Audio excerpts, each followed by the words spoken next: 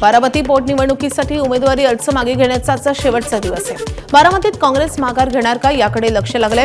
काल सुनेत्रा पवार यांनी पुन्हा एकदा काँग्रेसचे प्रदेशाध्यक्ष हर्षवर्धन सपकाळ यांना फोन करून बारामती पोटनिवडणूक बिनविरोध करण्याची विनंती केली आहे। याआधी सुनेत्रा पवार यांनी हर्षवर्धन सपकाळ यांना फोन केला होता। त्यामुळे आता काँग्रेस नेमकी काय भूमिका घेते याकडे लक्ष लागले।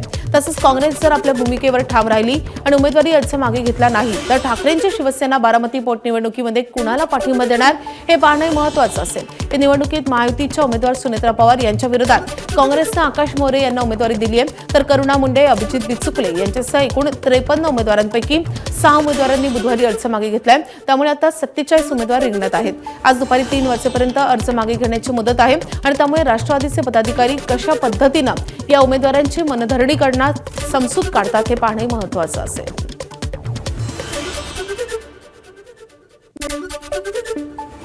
बारामती पोटनिवडणुकी संदर्भात जो निर्णय घेतलेला आहे तो फायनल आहे। या भूमिकेवरून काँग्रेसच्या नेत्यांमध्ये कुठल्याही प्रकारचे मतभेद नाहीत, कारण दिल्लीवरून झालेला हा निर्णय आहे, अशी प्रतिक्रिया काँग्रेसचे प्रदेशाध्यक्ष हर्षवर्धन सपकाळ यांनी दिली आहे।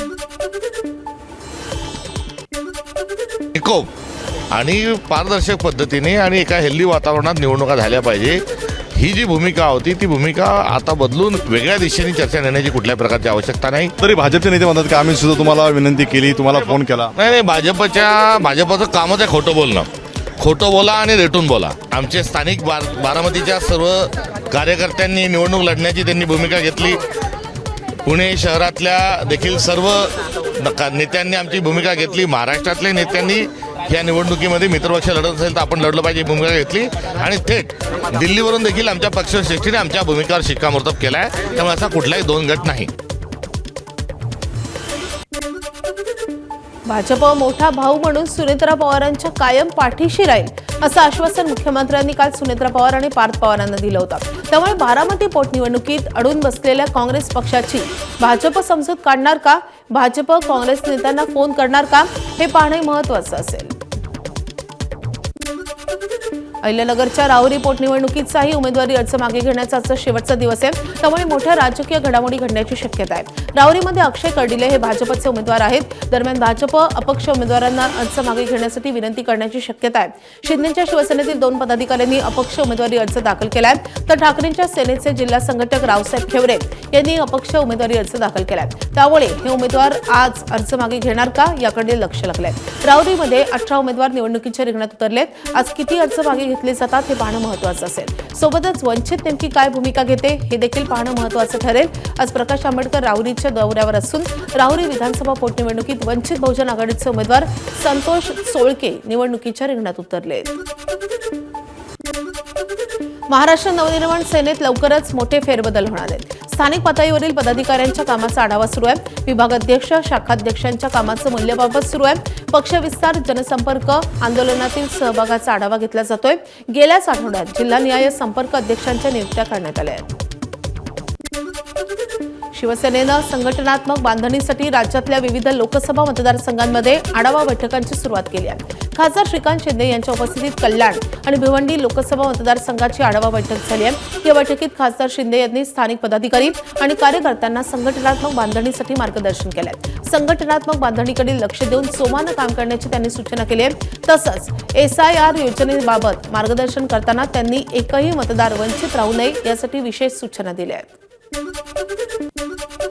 कल्याण आणि त्याचबरोबर ठाणे लोकसभा याचा आढावा बैठक जी आहे त्या आयोजित केलेली आहे। माननीय मुख्य नेते उपमुख्यमंत्री एकनाथ शिंदे साहेबांच्या नेतृत्वाखाली आम्ही सगळे लोक, नरेश मस्के जे असतील, रवी फाटक जे असतील, मी असेल, नवीन संपर्क प्रमुख म्हणून देखील जबाबदारी जी आहे ती नरेश मस्के असेल, विभागीय संपर्क प्रमुख रवी फाटक यांना जबाबदारी मिळालेली आहे। तर पक्ष संघटना बांधणी आणि त्याचबरोबर जो SIRचा कार्यक्रम होतोय त्या SIRच्या कार्यक्रमासाठी BLAची नेमणूक असेल, त्या सगळ्या गोष्टीचा एक आढावा आणि प्रेझेंटेशन जे आहे ते कार्यकर्त्यांना, पदाधिकाऱ्यांना देण्याचं काम जे आहे या ठिकाणी झालेलं आहे।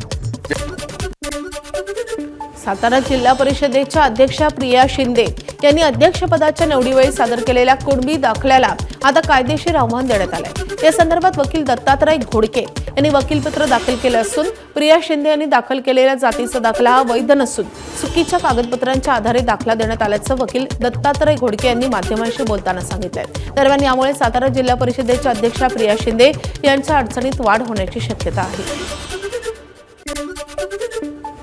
त्यांनी जी कुणबी जातीचं प्रमाणपत्र काढलेलं आहे ते बेकायदेशीरपणे काढलेलं आहे अशा पद्धतीची ती तक्रार आहे। तक्रारीमध्ये वेगवेगळे मुद्दे त्या ठिकाणी घेण्यात आले, दिलेली वंशावळ, दाखल केलेले कागदपत्र या अनुषंगानं आणि प्रोसिजर जी आहे कायद्याची ती फॉलो न करता ते प्रमाणपत्र त्या ठिकाणी काही गडबडीत दिलेलं आहे अशी आमची त्या ठिकाणी तक्रार आहे।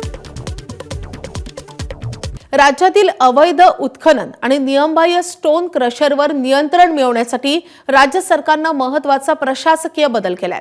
500 ते 2000 ब्रास पर्यंतच्या खाणकामासाठी दिल्या जाणाऱ्या परवानग्या आता स्थानिक अधिकारी नाही तर थेट जिल्हाधिकाऱ्यांकडे सोपवण्यात येणार आहेत। महसूल मंत्री चंद्रशेखर बावनकुळे यांनी या निर्णयाची घोषणा केली आहे। यामुळे कनिष्ठ स्तरावरील गैरप्रकारांना चाप बसणार असून संपूर्ण प्रक्रियेत पारदर्शकता येणार आहे। ठाणे, रायगड आणि पालघर जिल्हाधिकाऱ्यांसह वरिष्ठ अधिकाऱ्यांनी या बैठकीत सहभाग घेतलेला होता।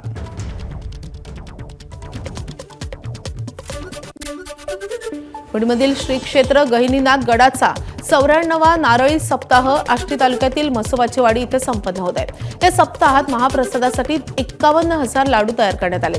बीड जिल्ह्यातल्या घाटशीळ, पारगाव आणि जिरेवाडी ग्रामस्थांच्या वतीनं हे लाडू बनवण्यात आले। या नारळी सप्ताहाची आज सांगता होणार असून यासाठी राज्याचे मुख्यमंत्री देवेंद्र फडणवीस, मंत्री पंकजा मुंडे, आमदार धनंजय मुंडे, जयकुमार गोरे, सुरेश धस उपस्थित राहतील। राष्ट्रवादी शरदचंद्र पवार पक्षाच्या खासदार सुप्रिया सुळे आज पुणे दौऱ्यावर आहेत। आज सकाळी 9:30 वाजता सुप्रिया सुळे कात्रज पुलाच्या कामाची पाहणी करतील। 1.5 वर्षांपासून या पुलाचं काम सुरू आहे, त्यामुळे या कामाचा सुप्रिया सुळेंकडून आढावा घेतला जाईल। यानंतर दुपारी 3:30 वाजता हवेली तालुक्यातल्या उंडरी येथे सिमेंट आणि धुळीच्या प्रदूषणामुळे निर्माण झालेल्या समस्येचाही सुप्रिया सुळे आढावा घेतील।